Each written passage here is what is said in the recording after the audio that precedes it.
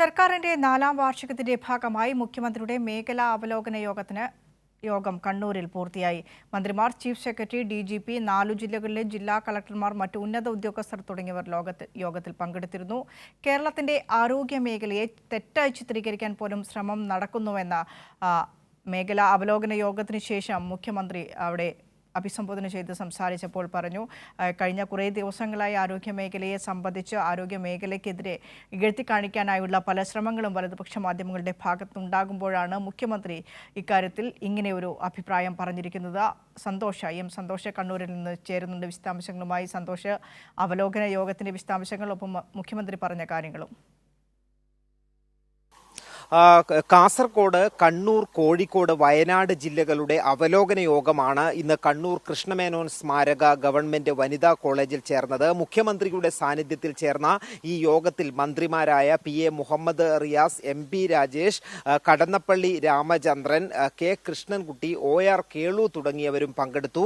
4 ജില്ലകളെയും പ്രതിനിധീകരിച്ചുകൊണ്ട് ജില്ലാ കളക്ടർമാർ അതാത് ജില്ലകളിലെ പദ്ധതികളുടെ പ്രവർത്തന പുരോഗതിയും അതോടൊപ്പം തന്നെ നേരിടുന്ന പ്രശ്നങ്ങളെ സംബന്ധിച്ചുമുള്ള കാര്യങ്ങൾ മുഖ്യമന്ത്രിക്കും മന്ത്രിമാർക്കും മുൻപാകെ അവതരിപ്പിച്ചു. ഇതിൽ ഓരോ പ്രശ്നങ്ങളും വളരെ കൃത്യമായി പരിഹരിച്ചുകൊണ്ട് അതിനുള്ള പരിഹാര നിർദ്ദേശങ്ങളും ഒപ്പം തന്നെ പുതിയ നിർദ്ദേശങ്ങളും കൂടി മുഖ്യമന്ത്രി മുന്നോട്ട് വെച്ചു. ഈ വികസന പ്രവർത്തനങ്ങൾ അതോടൊപ്പം തന്നെ ക്ഷേമ പ്രവർത്തനങ്ങളും എല്ലാം തന്നെ സമയബന്ധിതമായും വേഗത്തിലും പൂർത്തീകരിക്കണം എന്നുള്ള നിർദ്ദേശമാണ് മുഖ്യമന്ത്രി പ്രധാനമായും നൽകിയത്.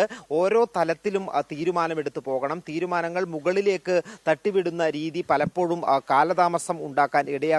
അതുകൊണ്ട് തന്നെ ഉദ്യോഗസ്ഥർ സമയബന്ധിതമായി തീരുമാനമെടുത്ത് മുന്നോട്ട് പോകണമെന്നും മുഖ്യമന്ത്രി പിണറായി വിജയൻ ഈ യോഗത്തിൽ വെച്ച് സൂചിപ്പിക്കുകയുണ്ടായി. അതോടൊപ്പം തന്നെ ഈ ഫയൽ അദാലത്ത് ഉൾപ്പെടെയുള്ള കാര്യങ്ങളിലൂടെ ജനങ്ങളുടെ പ്രശ്നങ്ങൾ വേഗത്തിൽ പരിഹരിച്ച് പോകാൻ കഴിയുമെന്നും മുഖ്യമന്ത്രി പറഞ്ഞു. ജനങ്ങളുടെ ദാസന്മാരാണ് ഉദ്യോഗസ്ഥർ, അതോടൊപ്പം തന്നെ ഈ ഭരണ സംവിധാനം എന്നുള്ള കാര്യം ഓർമ്മ വേണമെന്നും മുഖ്യമന്ത്രി പിണറായി വിജയൻ പറഞ്ഞു. അത്തരത്തിൽ ഈ വികസന ക്ഷേമ പദ്ധതികൾക്ക് വേഗവും ദിശാബോധവും പകരുന്ന തരത്തിലുള്ള തീരുമാനങ്ങളാണ് മേഖലാതല അവലോകന യോഗത്തിൽ ഉണ്ടായത്. ഒപ്പം തന്നെ മുഖ്യമന്ത്രി സൂചിപ്പിച്ച വളരെ പ്രധാനപ്പെട്ട ഒരു കാര്യം കേരളത്തിലെ ആരോഗ്യ മേഖലയെ സംബന്ധിച്ചാണ്. ഇപ്പോൾ ആരോഗ്യ മേഖലയെക്കുറിച്ചുണ്ടായിരിക്കുന്ന വിവാദങ്ങളെക്കുറിച്ചാണ് മുഖ്യമന്ത്രി പരാമർശിച്ചത്.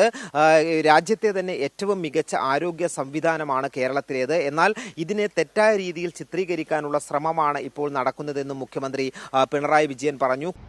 തിരുവനന്തപുരം മെഡിക്കൽ കോളേജുമായി ബന്ധപ്പെട്ട് വന്ന വാർത്തയിലെ തെറ്റായ ഒരാളാണെന്ന് ആരും പറയുന്നില്ല. നല്ല അർപ്പണബോധത്തോടെ ജോലി എടുക്കുന്ന ആളാണെന്ന് തന്നെയാണ് പറയുന്നത്. പൊതുവെ അങ്ങനെയാണ് അഭിപ്രായം കിട്ടുന്നത്. പക്ഷെ അദ്ദേഹത്തെ ഉപയോഗിച്ചുകൊണ്ട് ഇപ്പൊ നടന്നതെന്താ? ഒരു ഗവൺമെന്റ് സർവന്റ് ഇന്ന് കേരളത്തിലെ ഇന്ത്യയിലെ ഏറ്റവും നല്ല ആരോഗ്യ മേഖലയെ തെറ്റായി ചിത്രീകരിക്കുന്നതിന് അദ്ദേഹം അത് ഉദ്ദേശിച്ചിട്ടുണ്ടോ എന്നറിയില്ല.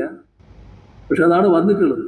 കേരളത്തിലെ മെഡിക്കൽ കോളേജുകൾ ഏറെ മെച്ചപ്പെട്ടിട്ടുണ്ട്. അതോടൊപ്പം തന്നെ പല രീതിയിലുള്ള സൗകര്യങ്ങൾ വർദ്ധിക്കുകയും അഭിവൃദ്ധിപ്പെടുകയും ചെയ്തിട്ടുണ്ട്.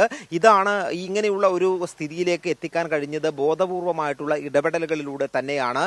എന്നാൽ ഈ മെഡിക്കൽ കോളേജുകളെ കുറിച്ച് തെറ്റായി ചിത്രീകരിക്കാനുള്ള ശ്രമമാണ് നടക്കുന്നത്.